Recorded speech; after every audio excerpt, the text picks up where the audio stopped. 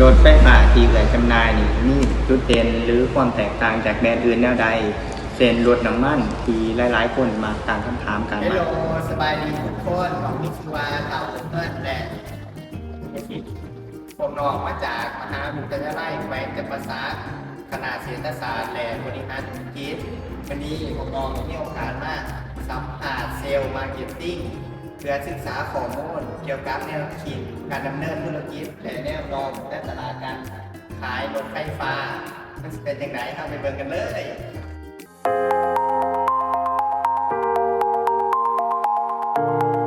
สบายดีตอนนี้เขากับอยู่กับเซลล์มาร์เก็ตติ้งปากเซ่ BREV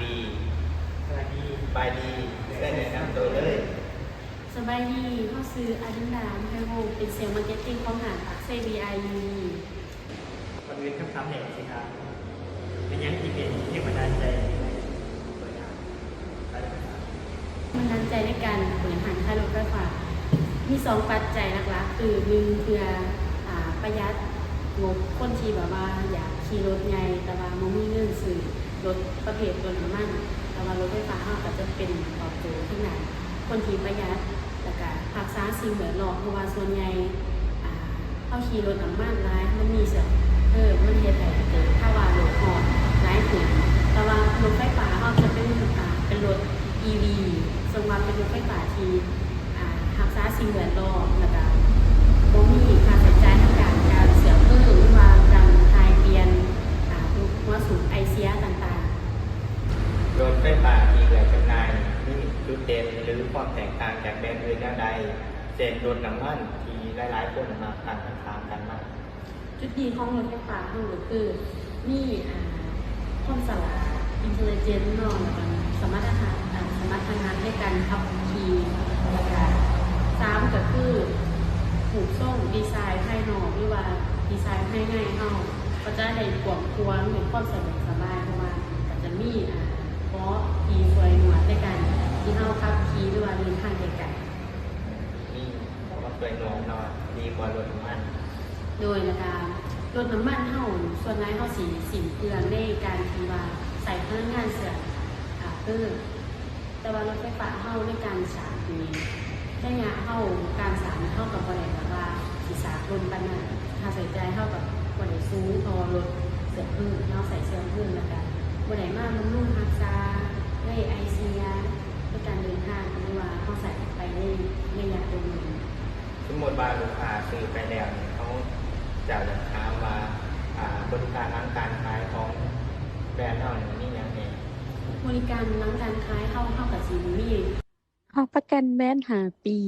รับประกันมอเตอร์3 ปี เข้าสิมีบริการหลังการขายหาทีศูนย์ใหญ่ทีรักแบบถึงทางศึกษา ที่บรรดารถไฟฟ้าทั้งหมดมีหลายคันลูกค้าชรายนี่เขาเอาปัจจัยมาตัดสินใจเป็นอะไร ลักปัจจัยหลักๆคือเศรษฐกิจเท่าเดียวนี้คือ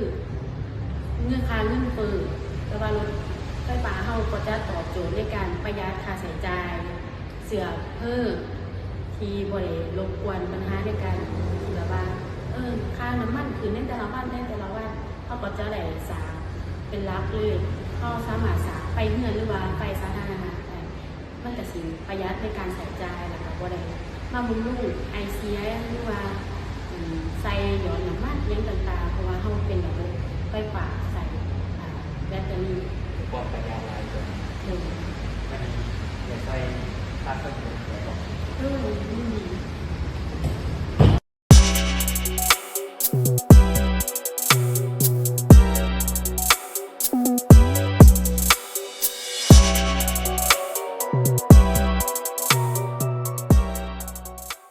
ช่วยนำที่เป็นของรถคันนี้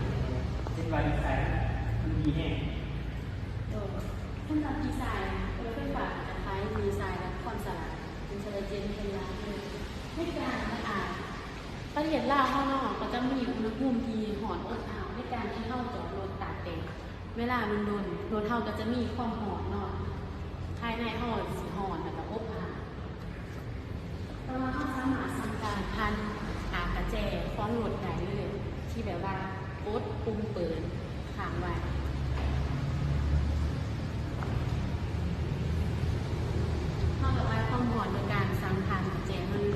กินมันก็จะเปิดหรือว่าถ้าอยากปิดในระยะไกลเท่ากับกดแต่แจคือเก่า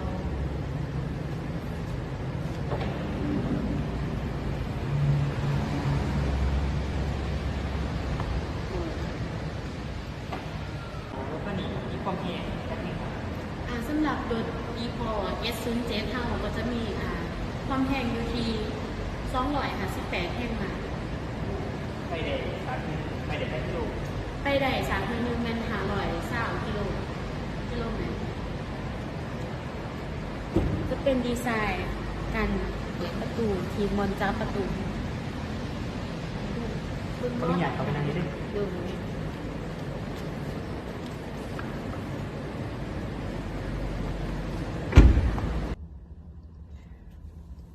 ไงดูดีเนาะ โดยทั้งในดูดีแล้วก็สวยงามบอสสีสมเป็นหนังก็จะให้ความเป็นสปอร์ตแล้วก็ดูดีลูกลิ้นมันก็คือจะมีมาดหน่อยเลย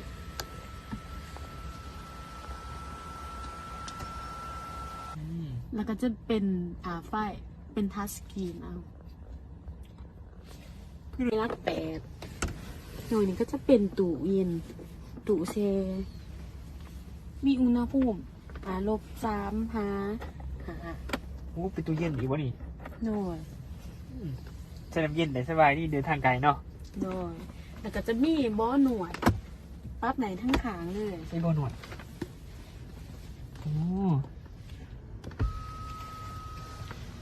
สามารถสั่งการได้อยู่ที่หน้าจอ 80% เลยในการที่เราสั่ง จะเป็นระบบปรับไฟต่างๆ แล้วก็มีไวเลสชาร์จ ในการเดินทางไกลบ่ต้องเป็นห่วงเลยว่าสีหยาดสายสากันหรือว่าหูสาเพราะว่าเขาเป็นไวเลสชาร์จแบบนี้เลย ก็จะเขาเลย สำหรับหน้าจอฟังคุณครับจะเป็นUHD ที่ขึ้นแสดงค่าหน้าจอว่าแบบคล้ายๆรถไฟฟ้าแต่ว่าหน้าจอเขาจะเป็น UHD สำหรับขี่ไปไฮไปสวนก็ได้เลย เพราะว่ามันสีสบายแล้วก็มีระบบหนวดผ่อนคลายในการขับขี่หรือว่าเขาสามารถปรับบอนทั้งหลังเอ็นเพื่อให้ผู้ขับได้องศาการขับขี่รักษาสุขภาพเหมาะสมในการขับขี่เวลาดน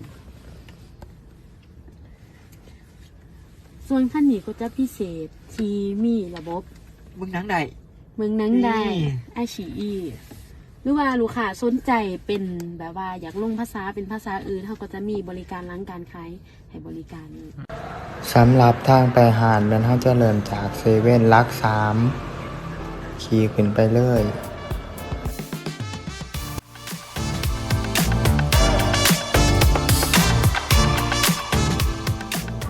มาหอนี้เขาก็จะเห็นป้ายใหญ่ๆเขียนว่า BR หาดจะแม่นตั้งอยู่ลักฝากขวามือ